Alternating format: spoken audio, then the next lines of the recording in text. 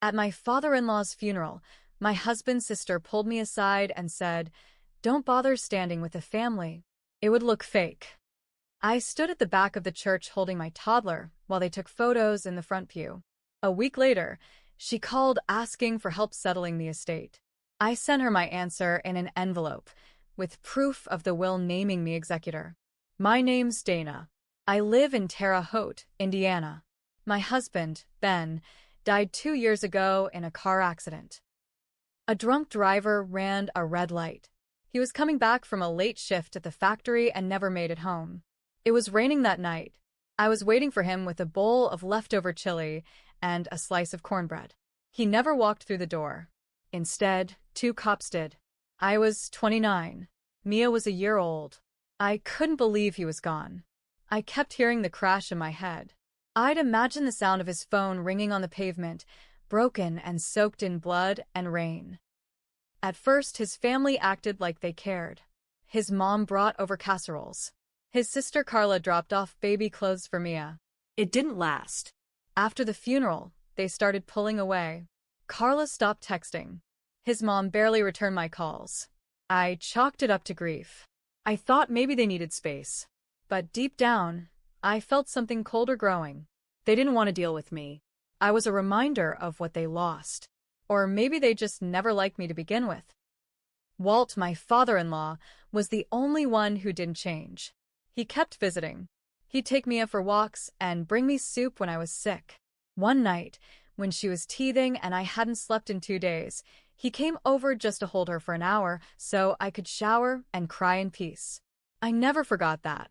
Walt got diagnosed with cancer last spring. It hit him hard. He was gone by the end of July. And that's when Carla showed her real face. I came with Mia dressed in black. I showed up early because I knew how this family worked. They wanted to be seen front and center, like grief was a show. Carla came up to me near the door. She didn't hug me. She didn't even look me in the eye. She leaned in and said, "Don't bother standing with the family. It would look fake." I didn't answer. My stomach turned cold. I stood in the back pew with Mia on my hip while they filled the front row. They passed tissues and gave each other side hugs like they were being filmed. No one offered me a seat. No one even glanced my way. When the pastor called the family up to view the casket one last time, they all walked up. I stayed back. I didn't want to make a scene. I just stared from where I stood, holding my daughter, trying to keep her from crying. Then someone, I think it was Carla's daughter, pulled out a phone and started taking pictures. Photos. In front of the casket. With the whole family lined up like a damn Christmas card. I couldn't believe it. I left as soon as the service was over.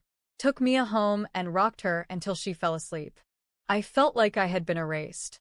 But Walt hadn't forgotten me. A few weeks before Walt died, he asked me to come by. He said he had some papers he needed me to hold on to. He was quiet, weak, but sharp. "Don't trust Carla with this," he said. "She's going to try and take control." I don't want that. He handed me a sealed manila envelope and made me promise not to open it until after the funeral. I promised. Then I cried on the drive home because I knew it was real. He was saying goodbye in his own way. I opened that envelope the night after the funeral. Inside was a copy of his new will, dated 3 months before he passed. It named me as the executor of his estate. He also left a letter. In his own handwriting, it said, "Dana, this is what Ben would have wanted. You take care of Mia, and you take care of what's rightfully hers. Carla has a temper and a selfish streak. You know that better than anyone. I trust you to do the right thing." He wasn't wrong. The will made it clear. Mia was to get a trust fund set aside from the sale of Walt's house and his savings. I was the executor. Carla was mentioned only once, as someone who was not to be given control of any assets. A week after the funeral, my phone rang. Carla. First time she called me in over a year. "Hey Dana," she said, fake sweet. "Listen, I've been going through Dad's stuff and I think we need to sit down and figure out how to divide everything. I assume you'd want to help. I mean, you were kind of part of the family." I didn't say anything for a second. Then I told her I'd get back to her. She had no idea. No clue about the will. No clue about the papers sitting in my drawer. So I made a copy of the will. I highlighted my name. I printed out Walt's letter too. I put both into an envelope and mailed it to her. No note. No smiley face. No explanation. Just the truth. The next morning she called, screaming, "You've got to be F asterisk asterisk asterisk ing kidding me. Dad would never do this. This is a scam." I let her finish. "Carla," I said, calm, "you can contest it if you want. Walt's lawyer is already in the loop. But just so you know, he updated the will for a reason." You know that. "I know that. You think you're family? You think you're entitled to anything? You were just a phase. A weak little phase in Ben's life. He's gone, Dana. Let it go." That's when I said it. "No, Carla. You let it go. You lost control. And now I have it. Legally. Permanently." I hung up. And that's when the real war started. After I hung up on Carla, I expected silence. Maybe some angry texts. Maybe she'd rant to her Facebook friends about how I stole her father's legacy. But I didn't expect what came next. 3 days later, she showed up at my house. Unannounced. I had just put Mia down for a nap when I heard the knock. It wasn't gentle. It was loud, impatient. I looked through the peephole and saw Carla on my porch, arms crossed, lips tight. I cracked the door. "You shouldn't be here." "I'm not here to fight," she said. "Just talk." I stepped outside and closed the door behind me. She handed me a folder. "This is what Dad would have wanted," she said. I opened it and saw a stack of printed emails. Letters. Photos. Some were from years ago. She had gone through everything. Emails between her and Walt, screenshots of text messages, even an old birthday card from Walt to her where he wrote, "To my favorite daughter." It was pathetic. "This doesn't change anything," I told her. "The will is legal. I've spoken with his lawyer. The trust for Mia is protected. I'm not taking anything. I'm managing it." She stepped forward, eyes burning. "You think you're smarter than me? You're not. You married into this family, Dana. You were temporary. This is my father. My blood." I didn't flinch. Walt trusted me with his final wishes. "You can throw as many emails at me as you want, but I'm not backing down." Then she said it. "You're going to regret this." She turned and walked back to her car. I stood on the porch for a while after that. Not scared, just angry. Tired. This wasn't grief anymore. This was a power grab. A week later, I got a notice from the county clerk. Carla had filed a motion to challenge the will. She hired a lawyer in Indy. She claimed Walt had been manipulated, that I coerced him while he was on medication, that I pressured him into naming me executor. The lawyer she hired was aggressive. Sent me a letter demanding full disclosure of all financial documents. Claimed Mia's trust fund was unjustified. They wanted me removed as executor and the estate handed over to Carla. I called Walt's lawyer, an old guy named Howard Dempsey. He'd been handling the family's legal stuff for years. He was already expecting it. "She's bluffing," he said, "but it's going to cost her. And it's going to cost you if we let this drag out." I didn't have money for a long fight. I worked at the school cafeteria part-time. I had no backup, but I wasn't about to roll over either. So I did something Carla would never expect. I went digging. Walt kept a box of documents in his attic. He called it his "oh shit" box. He told me once if anything ever happened, that box had everything someone would need to know the truth. I called his old neighbor, who still had the house keys. Asked if I could look through some of Walt's things. She agreed. Said Carla had already been by, grabbing stuff in garbage bags. Figures. I went up to the attic, found the box under a tarp. It was full, letters, receipts, handwritten notes. But what caught my eye was a manila folder labeled Carla, Private Loans. Inside were copies of checks, bank transfers, even IOUs in Carla's handwriting. She had borrowed over $47,000 from Walt in the last 8 years. Not a dime had been paid back. But it was the notes that mattered. One, dated just last year, said, "Loan number 6, $10,000 for Greg's DUI lawyer." She swore she'd repay. Told her it was the last time. She's lying again. I scanned everything. Took photos. Made copies. I called Howard and told him what I found. That'll do, he said. Let's see how she feels once we bring that to court. Before we could even file a response, Carla made her next move. She didn't back down. She doubled down. One morning, I dropped Mia off at daycare and came home to find a yellow notice taped to my front door. It was from Child Protective Services. I stood there, staring at it. My hands were shaking.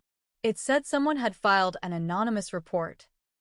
The complaint claimed that Mia was living in an unsafe environment, that she was often left alone, and that the mother appears mentally unstable and overwhelmed. I knew exactly who sent it. The CPS visit was scheduled for the next day. I had to spend the entire night cleaning every corner of my house, digging up Mia's medical records, lining up texts from her pediatrician, even printing out my work schedule to prove I was never leaving her alone. My friend Angela, who worked at the school with me, agreed to be a witness if needed. When the caseworker showed up, I was ready. She looked around, saw a safe, clean house, a stocked fridge, toys everywhere. She asked questions. I answered everything calmly. I even showed her the paperwork from the estate. By the time she left, she looked almost embarrassed. This doesn't look like a legitimate concern, she said. But we have to investigate every report. I nodded and smiled. But inside, I was boiling. Carla had gone too far. I called Howard. I want to go public, I said. You mean file? He asked. No. I mean expose her. He was quiet for a moment. You sure you want to take it there? She tried to take my kid from me. He sighed. All right then. We'll do it. We filed a formal complaint with the probate court, not just defending my role as executor, but attaching the proof of Carla's unpaid loans and the forged repayment notes. That was the twist. One of the IOUs looked like it had been backdated, but the bank account on it didn't exist until a year later. Howard brought in a forensic document analyst. Within a week, we had enough evidence to allege fraud. Now she was under scrutiny. But I wasn't done. The court filing became public. And once it did, people started talking. Ben's cousins, neighbors, even Carla's own aunt reached out to me. She left a voicemail saying, I always knew that girl would screw up the family one day.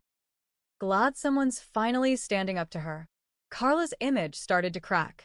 Then I got a call from someone I didn't expect, Carla's husband, Greg. He sounded tired, beaten. I didn't know she went after you like that, he said. I thought it was just about the will. I didn't know she filed CPS. That's messed up. I didn't know whether to believe him. But he kept talking. She's losing it, Dana. She's obsessed with control. She's going to ruin everything. I asked him why he was calling. I'm leaving her, he said. She doesn't know yet. But I'm done. And you might want to check your mailbox tomorrow.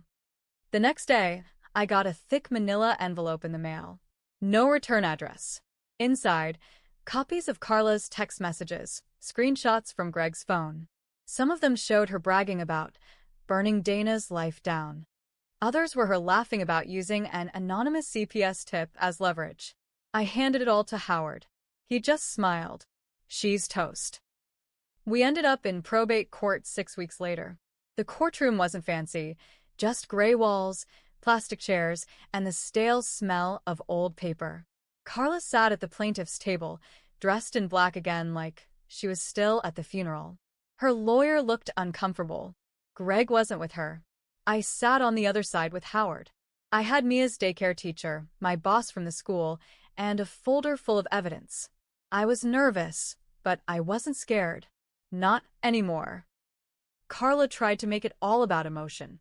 Her lawyer stood up and painted me as the manipulative widow who inserted herself into family business. He talked about Walt being vulnerable and said I took advantage of a sick man to gain control of the estate. Then Howard stood up. He didn't raise his voice.